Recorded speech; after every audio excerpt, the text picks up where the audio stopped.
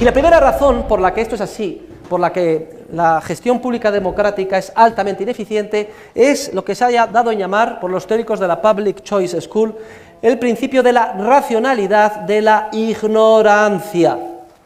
Principio de la racionalidad de la ignorancia. ¿Qué significa esto?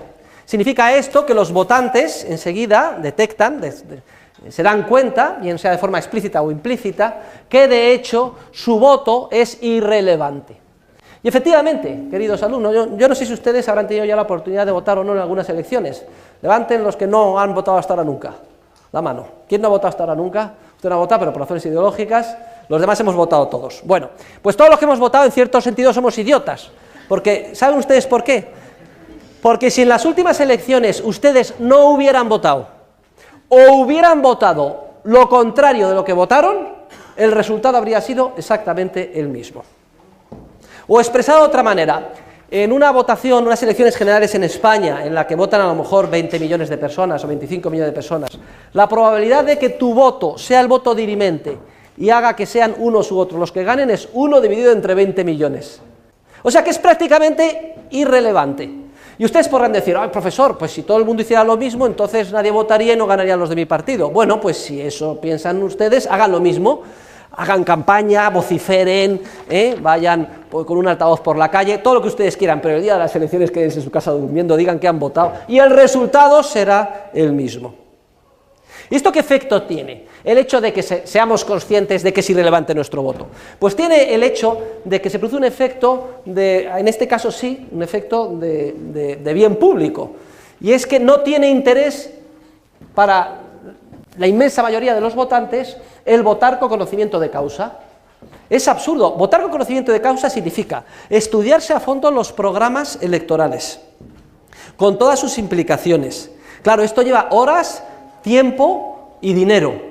Entonces, si yo me empeño en votar con conocimiento de causa, asumo íntegramente el coste del esfuerzo que ello supone.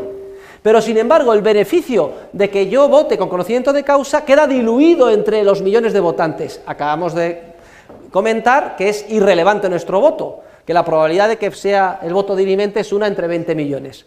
Luego, entonces, una actividad en la que yo asumo todo el coste y el beneficio queda diluido entre 20 millones, ¿cuál es el resultado? Que a nadie le interesa votar con conocimiento de causa, estudiándose todos los aspectos, todas las implicaciones. Y entonces, ¿en base a qué votamos? Pues votamos en base a consideraciones de tipo emotivo, de tipo pasional, porque como cuando vamos al fútbol, quiero que gane el Real Madrid o el Barça y pierda el otro. Razones de tipo tribal, los buenos, los malos, y eso lo observamos en todas las campañas. El bajo nivel del debate que hay, lo rastreo de los argumentos, lo demagógico de las razones que dan unos y otros, los argumentos tabú que no se pueden sacar a relucir. En los debates televisivos donde solo puedes hablar 30 segundos y todo depende de si me caen bien o me caen mal, y así sucesivamente. Se vota por razones a lo mejor viscerales, incluso, no, es que estos son los de Franco, no, es que esta es la izquierda, o esta, pero no por razones racionales, porque esto tiene un coste, y el coste lo asume uno, y no tiene ningún beneficio para uno, porque es irrelevante nuestro voto. Y esto ya sesga negativamente la gestión pública democrática, en todas las democracias, incluso en aquellas que están más asentadas. Podrá haber diferencias de grado entre uno y otros países, pero están todas ellas aquejadas del mismo mal. Pero no solo hay este problema, este primer problema, tomen nota, el problema de la racionalidad de la ignorancia, sino que hay un segundo efecto que tiende a hacer todavía mucho más perniciosa la gestión pública democrática, que es el efecto perverso de los llamados grupos privilegiados de interés. Los grupos de interés son grupos relativamente pequeños de personas y de agentes que descubren que tienen un interés muy concreto, que si consiguen que el gobernante les apoye, les dé la subvención, la ayuda, etcétera, salen ganando muchísimo. Y el coste de esa subvención, ayuda o ese privilegio, sin embargo, queda diluido entre el resto de los millones de contribuyentes. Entonces, un grupo de interés, fíjense, sí que tiene un incentivo para movilizarse y presionar a los gobernantes vendiendo su voto, porque sabe que consigue algo que tiene muchísimo valor y además con muchos visos de lograrlo, porque nadie se ocupa en defender a la mayoría silenciosa. El coste que tiene esa ayuda o privilegio queda diluido entre el resto de los millones de contribuyentes, a los que nadie se preocupa en defender. Siempre que se identifica un gran beneficio por parte de un grupo concreto, inmediatamente hay un incentivo para que se movilice en pos de presionar políticamente para lograr ese beneficio, y a costa, como es lógico, de los demás. Entonces, ¿en qué se convierte la democracia? Pues se convierte en una especie de merienda de negros. La mayor parte de los ciudadanos votan visceralmente y no les interesa porque tiene un coste muy alto y el voto es irrelevante, pero sí lo que hay es muchos grupúsculos que se movilizan para conseguir ventajas políticas. Y pueden ser de cualquiera, siempre se argumentará que es para el bien común o causas nobles, pero cualquiera, pueden ustedes coger cualquiera. Sean los agricultores, sean los mineros de Unosa, sean las feministas, sean las maltratadas, sean las víctimas de la droga, todos grupos, los estudiantes universitarios, grupos privilegiados de interés, que todos los atrae el gobierno como si fuera un imán para conseguir ventajas a cambio de su voto. Luego lo que estamos diciendo es que la democracia al final está, como si dijéramos, secuestrada por los grupos privilegiados de interés, en un entorno en el que nadie se preocupa de defender a las mayorías silenciosas, entre otras cosas porque si lo hiciera perdería las elecciones. Pero hay un tercer efecto muy importante que perturba y hace ineficiente la gestión pública democrática, que es el hecho de que la representación democrática no sea vinculante. Es decir, los políticos cada 4, 5, 6 años, según el sistema, nos prometen el oro y el moro, siempre identificando grupos o parcelas de interés para comprar votos. Pero luego, una vez que ganan las elecciones, pueden hacer lo que quieran, porque la representación no es vinculante. Es decir, no cabe, como en el sector privado, decir, oiga usted, señor Zapatero, señor Rajoy, señor Aznar o señor González, me prometió 800.000 puestos de trabajo y no lo ha cumplido, le llevo a los tribunales y le demando. No, señores, la representación no es vinculante. El político dirá que ha cambiado las circunstancias, que ha cambiado de opinión, etcétera, y hará lo que le da la gana, y usted no le puede reclamar nada.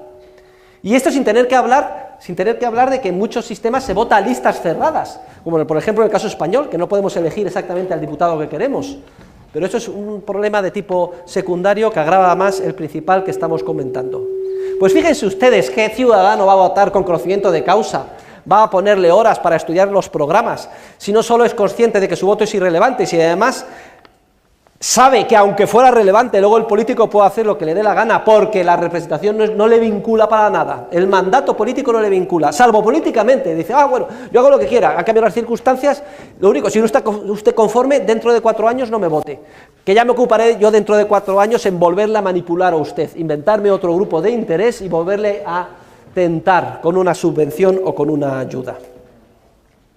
Pero hay otra cuarta razón que han estudiado los teóricos de la public choice que explica el fracaso de la gestión pública democrática y que podemos resumir con el siguiente título: la miopía gubernamental. Queridos alumnos, los políticos tienen un horizonte temporal muy próximo. Lo único que les importa son las próximas elecciones y toda su acción política está sesgada por las próximas elecciones. El incentivo para ellos es ganar las próximas elecciones, que serán como mucho dentro de 4 años. Luego, el horizonte temporal muy limitado. En el sector privado, en cambio, concretamente, los empresarios de manera continuada toman decisiones que incluso van a superar más allá su horizonte temporal de vida, de inversiones a largo plazo, etcétera. Cuando se plantan árboles que a lo mejor van a tardar 20, 30, 40 años, o inversiones, yo no lo veré, pero lo verán mis hijos y mis nietos. Todas estas decisiones a largo plazo no existen. El político estadista que decida en función de criterios a largo plazo, en función de lo que él piensa que es mejor para su país, es un político que está condenado a perder las elecciones. Porque lo que tiene que hacer el político es maximizar sus votos ya, mañana. Y esto lo habrán ustedes experimentado y lo experimentarán continuamente. Siempre que nos aproximamos a las elecciones, ya esto condiciona lo que es el debate, lo que escuchamos en la televisión, lo que dicen los políticos. Yo que he trabajado de cerca en alguno de los partidos, es clarísimo, los asesores dicen, cuidado que estamos en elecciones, no se puede decir esto, pero lo dicen así abiertamente. Y efectivamente no se puede decir porque aunque estés convencido de que hay que decirlo, si lo dices pierdes las elecciones. Miopía gubernamental. A los políticos solo les interesa, como es lógico, y no es porque sean mala gente, Sí. No, pero solo les interesa porque es el incentivo del marco institucional en el que se mueven, democrático, las próximas elecciones. Y hay una quinta razón por la cual fracasa la gestión pública democrática, y esta hace ya referencia a la participación de los funcionarios o burócratas. Y es que los funcionarios o burócratas, que son los encargados de, vía seguimiento de los reglamentos, de hacer que se cumplan los mandatos de los gobernantes, carecen de incentivos para actuar de una manera eficiente. No es que los funcionarios, los burócratas, sean mala gente, quieranlo ustedes creer o no, los funcionarios y burócratas son igual de buenos o de malos que ustedes y yo. Son personas, son seres humanos como ustedes y como yo. Lo que pasa es que ustedes y yo, en un entorno de una empresa privada, jugándonos nuestro dinero, teniendo que responder a una cuenta de pérdidas y ganancias, actuamos de una manera. Y si nos meten en un entorno funcionarial, en una administración pública, actuamos de otra. En una administración pública no hay cuentas de pérdidas y ganancias. Ningún funcionario se juega su dinero. Todos disparan con pólvora del rey, es decir, con dinero ajeno. ¿Ustedes han escuchado alguna vez a algún funcionario, y creo que es un ejemplo que he puesto en clase, por lo menos en el curso anterior, que haya convocado una rueda de prensa y ante la expectativa de todos los periodistas, radio y televisión, haya dicho lo siguiente: comunicamos a los ciudadanos, a través de todos los medios, que una vez efectuado un análisis detallado y científico de nuestro departamento, me da lo mismo, lucha contra la droga, mujeres, lo que ustedes quieran, hemos llegado a la conclusión de que el coste en el que incurrimos para los ciudadanos es superior al beneficio que aportamos, y por tanto he pedido a mi ministro que disuelva el departamento y nos eche a todos. Nunca, ni en el pasado, ni en el presente, ni en el futuro se escuchará tal cosa procediendo de un funcionario. De un funcionario, y no importa lo absurdo que sea su departamento, solo se escucha lo siguiente: ¿qué es lo que quiere un funcionario? ¿Qué es lo que mueve a un ser humano que está en un entorno funcionarial? Pues lo que quiere es mejorar en su escala laboral, tener más funcionarios a sus órdenes, más prestigio, más presupuesto, y eso es lo que siempre pedirá el funcionario. Y no importa cuál sea el departamento en cuestión: obras públicas, educación, maltrato a la mujer, drogadicción, siempre el esquema es el mismo. Mi departamento es esencial, y aquí tienen ustedes ejemplos que lo demuestran, y además de una manera importante. Y hay un problema gravísimo: no tengo recursos suficientes. Necesito que se me dé más dotación presupuestaria, necesito más funcionarios a mis órdenes, más policías, etc. Y entonces se solucionará todo. Ese es el esquema normal, pero no porque, repito, sean malas personas, sino porque en un entorno en el que no responden ante una cuenta de pérdidas y ganancias ni se juegan su dinero, el marco institucional les lleva a pedir eso. No importa cuál sea la tontería a la que estén a cargo de. Esta es la razón esencial de la megalomanía o crecimiento sin límite del Estado. Una vez que se crea una comisión, un departamento, etcétera, ya es imposible acabar con él. El otro día me hizo mucha gracia porque me comentaban que en Italia se había creado un ministerio, fíjense ustedes, para desregular lo que hacían los otros ministerios, un ministerio de desburocratización. ¿Ustedes creen que eso va a disminuir el número de funcionarios? Al contrario, duplicar comisiones, funcionarios, etcétera, más gente, para tratar de poner orden en el caos y, por tanto, al final, inevitablemente, más caos.